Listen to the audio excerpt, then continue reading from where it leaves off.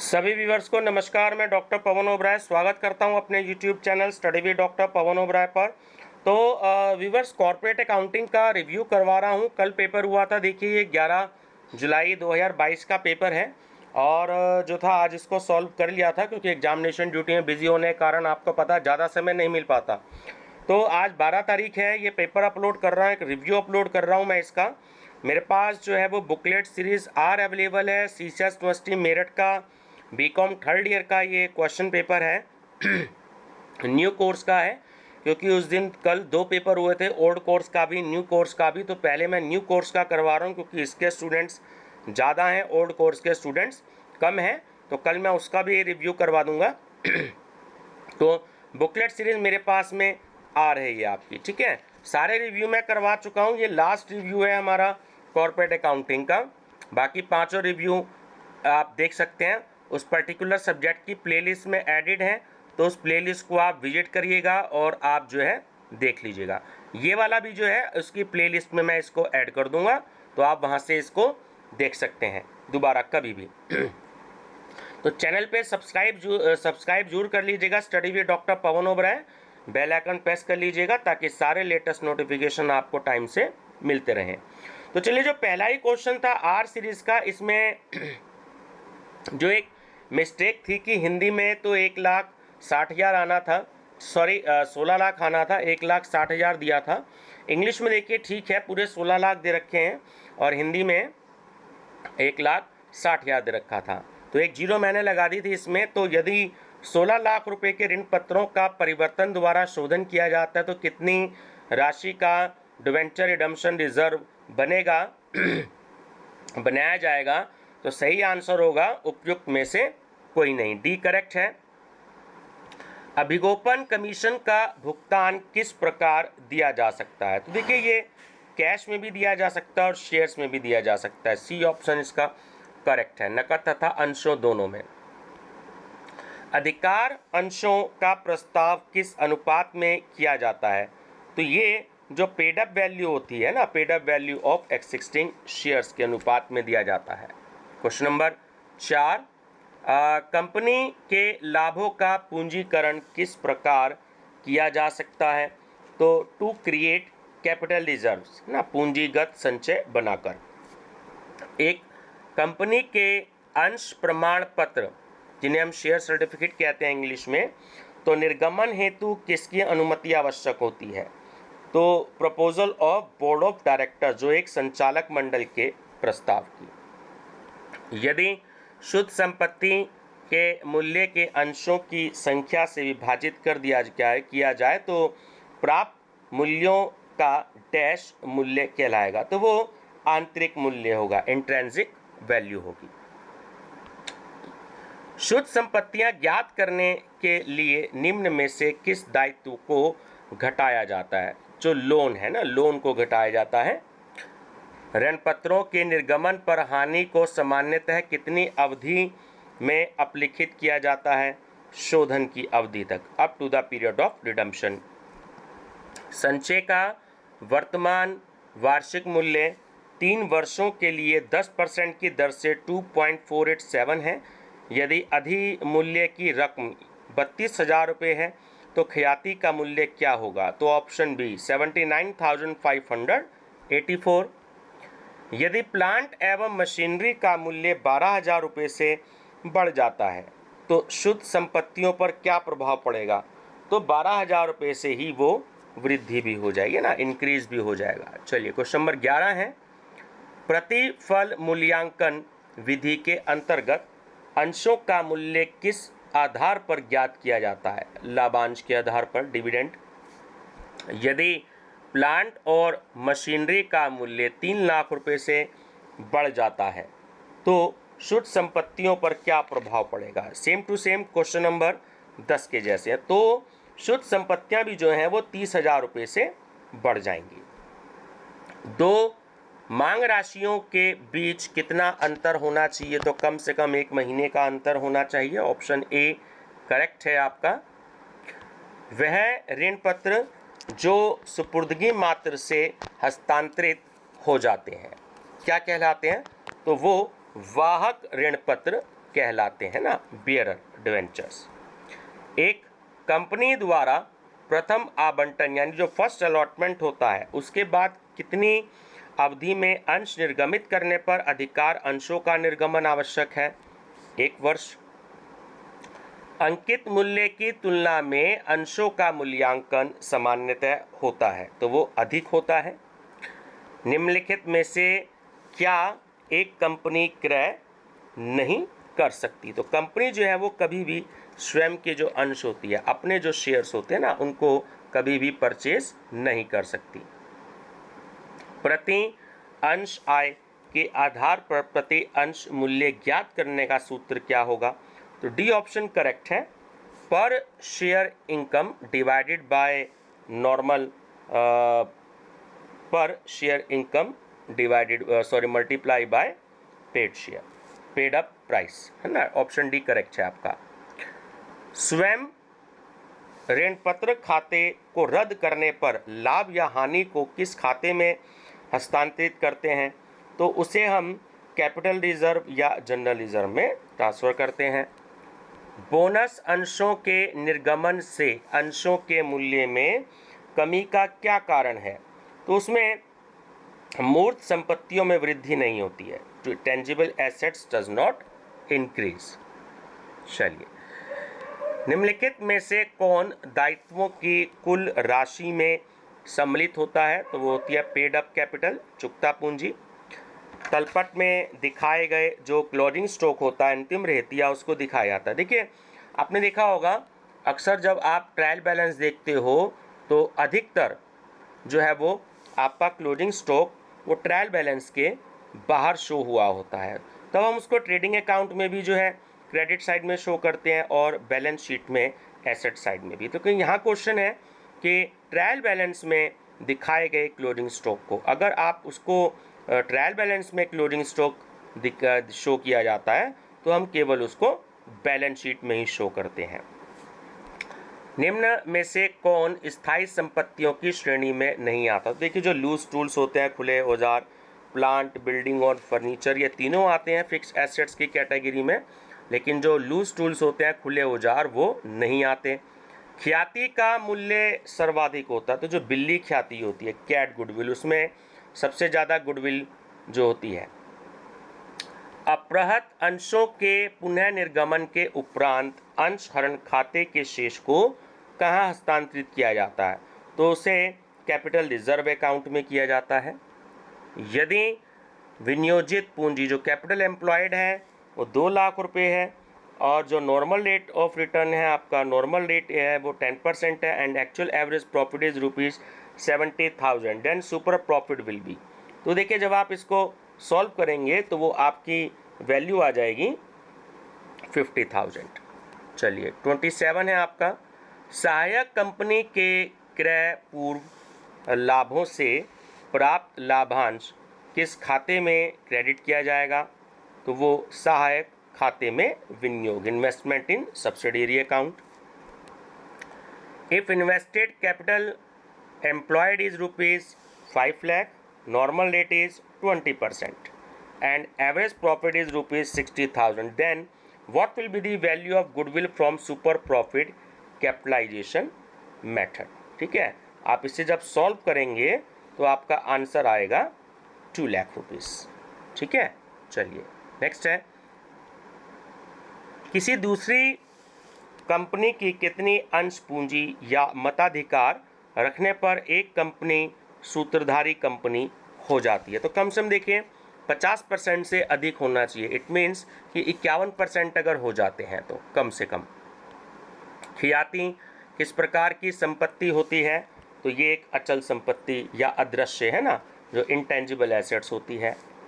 The value of share is ₹100, share is issued at 10% discount, amount payable is ₹20 on application, ₹30 on allotment including discount and remaining on call. What will be the amount of call? तो answer आएगा ₹40। देखिए कैसे आएगा, क्योंकि मैं review करवा रहा हूँ, उसमें मैं सॉल्यूशन नहीं बताऊंगा। मेरी और वीडियोस हैं प्लेलिस्ट में, आप उसकी स्टडी करिएगा कॉर्पोरेट अकाउंटिंग की। ठीक है, चलिए निम्नलिखित में से कौन सा कथन सत्य है? तो जो ए स्टेटमेंट जो है वो बिल्कुल सही है कि सहायक कंपनी का अस्तित्व पृथक होता है। अधिकृत पूंजी का वह भाग जिसके लिए जनता से आवेदन पत्र आमंत्रित किए जाते हैं कहलाता है, तो वो निर्गमित पूंजी होती है, इशूड कैपिटल होती है। निम्नलिखित में से कौन ख्याति के मूल्यांकन की एक विधि है? तो सुपर प्रॉफिट मेथड आपने पढ़ा होगा, वही इसका आंसर है, अतिलाभ विधि। The goodwill of a business is to be valued at 3 years purchase of average profit of last 3 years. The profit of last 3 years are rupees 30,000, 70,000 and 80,000. Hence the amount of goodwill will be. देखिए बहुत easy question है, इन सब का आपने total कर दिया 30,000 और 70,000, 1 लाख, 1 लाख और 80,000, यानी 1,80,000।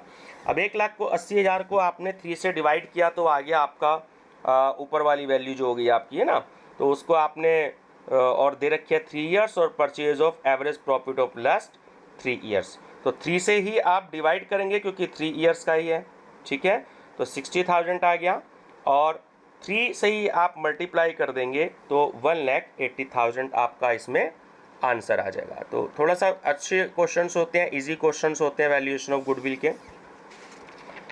Pinky limited purchase a business in ₹6,30,000 and issued fully paid of shares of rupees 100 each for purchase consideration. No number of shares issued will be. देखिए जब आप इसे सॉल्व करेंगे तो आपका आंसर आ जाएगा 6,300 shares. Jain limited purchase it's venture of ₹100 for ₹98.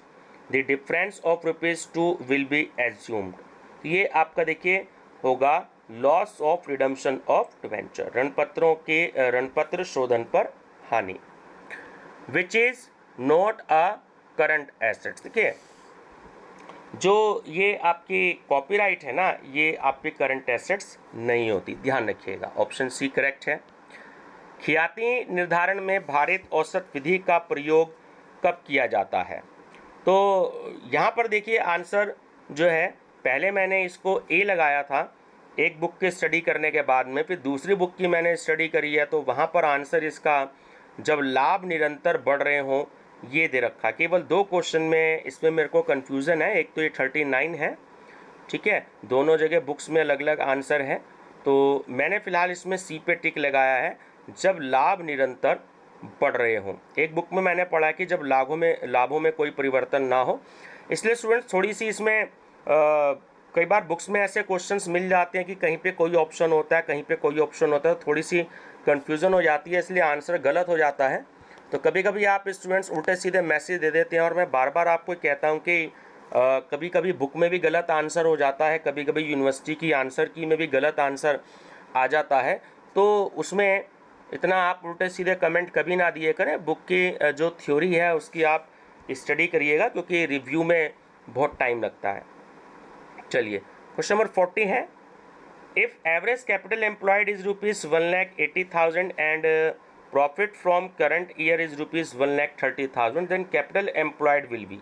The correct answer is option number A, 2,45,000। 41, a company forfeited 2,000 shares of ₹10 of Sapna due to non-payment of final call of ₹2 and reissued and forfeited shares at the rate of ₹6 per share. The amount of capital reserve will be, the correct answer is option number A, ₹8,000. पूर्वाधिकार अंशों के शोधन हेतु कौन सा तरीका वैधानिक है? तो वह है नए समता अंश निर्गमित करना। किसी कंपनी द्वारा घोषित एक प्रदत्त लाभांश होता है, तो होता है ऑप्शन सी, कंपनी द्वारा अर्जित लाभ का वितरण। निम्न में से किस विधि द्वारा ख्याति की राशि अधिक आएगी? तो वो है अधिलाभ के पूंजीकरण की पद्धति, capitalisation of super profit method. ऋणपत्र निर्गमन हानि खाता है, तो देखिए वो एक संपत्ति है, ठीक है, option A. Shagun Limited forfeited 900 shares of rupees 100 each. On which holder of these share Divya has paid only rupees 20 on application but failed to pay rupees 30 on allotment and rupees 50 on first and final call. What will be the amount of share forfeited? The correct answer is option number B, है ना, rupees 18,000. निम्नलिखित में से किस खाते से रकम पूंजी शोधन संचय खाते में हस्तांतरित की जा सकती है? तो वह है आपका option number B, workmen's compensation fund, श्रमिक क्षतिपूर्ति कोष से. क्वेश्चन नंबर 48, अंशों के अंकित मूल्य से अभिप्राय. ऑप्शन सी, पार्षद सीमा नियम में उल्लिखित मूल्य. यदि सूत्रधारी कंपनी सहायक कंपनी के अंशों का विक्रय करती है तो हानि किस खाते में डेबिट की जाएगी? तो वो होगी लाभ हानि खाते में, प्रॉफिट एंड लॉस अकाउंट में. समामेलन के बाद के लाभ को कहाँ हस्तांतरित किया जाता है? उसको भी लाभ हानि खाते में किया जाता है. क्वेश्चन 51, बोनस अंशों से आपका क्या अभिप्राय है? तो लाभांश के बदले अंश देना. हरण किए गए अंशों के पुनर्निर्गमन पर दी गई छूट को किस खाते में ऋणी किया जाता है? तो वो होता है अंश अपहरण खाता, शेयर फॉरफिटेड अकाउंट. यदि ब्याज दर 10% और वर्षों की संख्या 3 हो तो 1 रुपये का वर्तमान मूल्य होगा. तो वो होगा ऑप्शन ए, 2.487. आयकर के अग्रिम भुगतान को कहाँ दिखाया जाता है? तो वो चिट्ठे के यानी कि एसेट साइड के बैलेंस शीट, है ना, बैलेंस शीट की एसेट साइड में, asset side of balance sheet. Option number B is correct answer. निम्न में से किस कारण से वार्षिकी विधि जो एन्युटी मेथड है वो बेस्ट होता है? जब देखिए यहाँ पर भी मैं आपको बात बताऊं कि ये भी 2 आंसर इसमें मेरे को मिलते हैं. मेरे हिसाब से वैसे आंसर जो है वो उपयुक्त सभी होना चाहिए. रुपये के वर्तमान मूल्य पर आधारित, ब्याज तत्व को ध्यान में रखना और क्रेता विक्रेता किसी भी को भी हानि नहीं. मेरे हिसाब से ऑप्शन नंबर डी आंसर होना चाहिए जिस पे मैंने सर्कल लगा रखा है. बट एक जगह मैंने देखा है कि ब्याज तत्व को ध्यान में रखना ही दिया हुआ है. 2 आंसर में मुझे कन्फ्यूज़न है. पहला मैंने आपको शायद 39 बताया था और उसके बाद जो है दूसरा ये वाला आपका क्वेश्चन नंबर 55 है. तो थोड़ी सी कन्फ्यूज़न भी हो जाती है ना.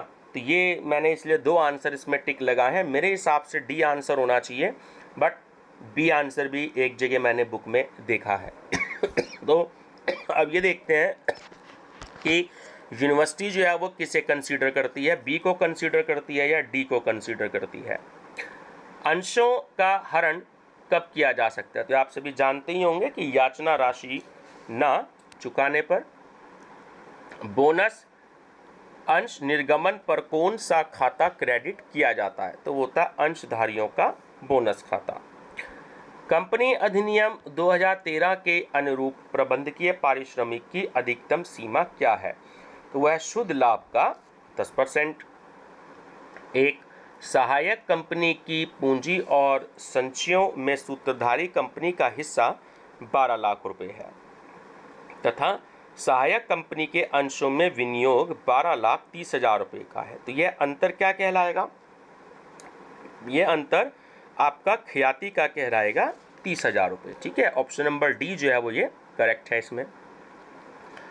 अंशों पर अभिगोपन कमीशन की अधिकतम दर कितनी होती है? देखिए ऋणपत्रों पर तो होती है डिवेंचर्स पर 2.5% और अंशों पर होता है अंडरराइटिंग कमीशन 5%. प्रतिभूति प्रीमियम खाते की रकम का प्रयोग निम्न में से किस कार्य हेतु नहीं किया जा सकता है? वह सदस्यों को लाभांश वितरण हेतु. सूत्रधारी कंपनी ने सहायक कंपनी के 6,000 अंश 1,60,000 रुपये में क्रय किए थे और अब इनमें से 3,000 अंशों को 21 रुपये प्रति अंश की दर से बेच दिया है. तो विक्रय पर लाभ होगा. तो विक्रय पर देखिए लाभ होगा 9,000 रुपये का. ठीक है, ऑप्शन डी जो है वो करेक्ट है. डूबत ऋण यानी जो बैड डेप्ट हैं उसके कारण हुई हानि की पूर्ति हेतु अलग से रखी गई राशि क्या कहलाती है? तो प्रोविज़न, प्रावधान। कंपनी ने 5 लाख रुपए की संपत्ति क्रय करने के बदले 5 लाख रुपए के ऋण पत्र निर्गमित किए। इस दशा में 50,000 रुपये को माना जाएगा। ठीक है, तो देखिए ये माना जाएगा, यहाँ भी इस क्वेश्चन में डाउट है ना, ये थोड़ा अमाउंट के डिजिट में गड़बड़ हो सकती है। तो ये जो माना जाएगा ये आपका कैपिटल रिजर्व माना जाएगा। ये 5 लाख रुपए होना चाहिए यहाँ पर, ठीक है, जो 50,000 पे दे रखा है बाय मिस्टेक। तो पूंजी संचय। शोधनीय पूर्वाधिकार अंशों का शोधन कब किया जा सकता है? जब वो फुली पेड अप हो, जब पूर्णदत्त हो। ऑप्शन ए करेक्ट है। वे पूर्वाधिकारी अंश क्या कहलाते हैं जिन्हें अतिरिक्त लाभों में हिस्सा लेने का अधिकार प्राप्त नहीं है? तो वह लाभ रहित पूर्वाधिकार अंश। Question number 67। एच लिमिटेड ने 10 रुपये वाले 2000 अंशों का अपहरण किया जिन पर 7 रुपये मांगा गया था और जिन पर अंशधारियों ने प्रार्थना पत्र का 3 रुपये तथा आवंटन का 2 रुपये दे दिया था। इसमें से 1600 अंशों को एक अन्य अंशधारी को 6 रुपये प्रति अंश पूर्णदत्त अंशों में पुनः निर्गमित कर दिया गया। तो पूंजी संचय होगा, तो वो होगा 1600 रुपये का। ठीक है, ऑप्शन नंबर बी जो है वो करेक्ट है। अंशों के निर्गमन से पूर्व किस विवरण को निर्गमित किया जाता है? तो होता है प्रविवरण, प्रोस्पेक्टस। राशि लिमिटेड ने 20,000 समता अंश प्रत्येक 10 रुपये को 2 रुपये प्रीमियम पर निर्गमित किया। 24,000 अंशों हेतु आवेदन पत्र प्राप्त हुए, तो प्रतिभूति प्रीमियम खाते में कितनी रकम लिखी जाएगी? तो वो होगी 40,000 रुपये की। ऑप्शन सी करेक्ट है। कमीशन से पूर्व लाभ 31,000 रुपये है। मैनेजर को शुद्ध लाभ का 5% कमीशन दिया जाता है, तो कमीशन की रकम होगी तो वो होगी 1476 रुपये। ठीक है, ऑप्शन नंबर सी।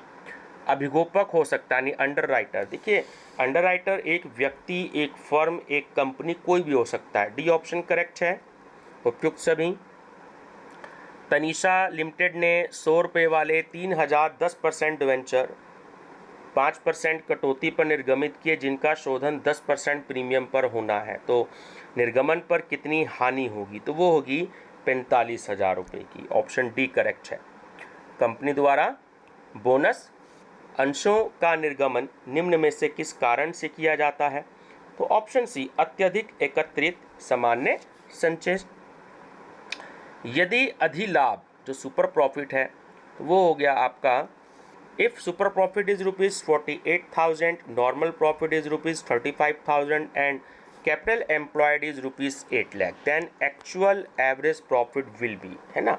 तो correct answer is option number D 83,000। अभिगोपक माना जाता है। देखिए अभिगोपक को हम गारंटी का अनुबंध कहते हैं, कॉन्ट्रैक्ट ऑफ गारंटी। यदि तृप्ति लिमिटेड 4 अंशों के बदले एक बोनस अंश प्रदान करती है तो 20,000 अंशों के बदले निर्गमित बोनस अंशों का मूल्य क्या होगा? तृप्ति लिमिटेड की शुद्ध संपत्तियां 2 लाख रुपए की हैं, तो करेक्ट आंसर है 8 रुपये। निम्न में से कौन सा कथन सत्य है? यदि एस लिमिटेड पी लिमिटेड के 60% अंशों की धारक है, तो सीधी सी बात है, मैंने आपको अभी बताया था, है ना, कि कम से कम 50% से अधिक या 51% शेयर दूसरी कंपनी के अगर ले लिए जाते हैं, ठीक है ना, तो एस लिमिटेड जो है वो सूत्रधारी कंपनी होगी। ये ध्यान रखिए। पी लिमिटेड के बारे में पूछता है तो पी लिमिटेड जो है वो एक सहायक कंपनी होगी, अगर ये वाला क्वेश्चन पूछता है। सेबी का पूरा नाम क्या है? आप सभी जानते ही हैं, securities and exchange board of India. Bonus अंशों के मूल्यांकन का क्या सूत्र होगा? D net assets divided by original shares plus bonus shares. चलिए क्वेश्चन नंबर 80 है, सहायक कंपनी द्वारा पूंजीगत लाभों में से बोनस अंश निर्गमित करने पर नियंत्रण लागत पर क्या प्रभाव पड़ेगा? सी नियंत्रण की लागत अप्रभावित रहेगी। शगुन लिमिटेड की रेखा लिमिटेड सहायक कंपनी है, नीलम लिमिटेड रेखा लिमिटेड की सहायक कंपनी है। तो शगुन और नीलम लिमिटेड का क्या संबंध है, तो बहुत ध्यान से देखिएगा। इसमें जो डी ऑप्शन है वो बिल्कुल करेक्ट है कि नीलम लिमिटेड शगुन लिमिटेड की भी सहायक है ना, नीलम लिमिटेड शगुन लिमिटेड की भी सहायक होगी। चलिए क्वेश्चन नंबर है 82। एक सूत्रधारी कंपनी अपनी सहायक कंपनी से प्राप्त बोनस अंशों का लेखा क्या लेखा करेगी, तो वो लिखेगी सी, विनियोग खाते में अंशों की संख्या बढ़ा देगी। If fix assets are ₹3 lakh, current assets are ₹2 lakh, development expenses are ₹20,000, advertisement expenses are ₹50,000, preliminary expenses are ₹30,000, current liabilities are ₹60,000, and if general reserve is ₹15,000, then capital employed will be, तो वो होगा आपका option number B, ₹4,40,000। एक company द्वारा अधिकतम कितना लाभांश घोषित किया जा सकता है, तो देखिए वो संचालकों की इच्छा के अनुरूप, ठीक है, सी करेक्ट है। 85, यदि सोम्या लिमिटेड ने 1,60,000 रुपये की शुद्ध संपत्ति के प्रतिफल में 2 लाख रुपये मूल्य के ऋण पत्रों को 10% डिस्काउंट पर निर्गमित किया, तो 20,000 रुपये अवशेष राशि किस खाते में ऋणी की जाएगी, तो वो खयाती खाते में, option number B, goodwill account में। निम्नलिखित में कौन रोकड़ का स्रोत नहीं है, जो कैश का सोर्स है वो नहीं है, तो वह ऋण पत्रों का शोधन, रिडम्पशन ऑफ डिवेंचर्स। चलिए होने वाला है पेपर।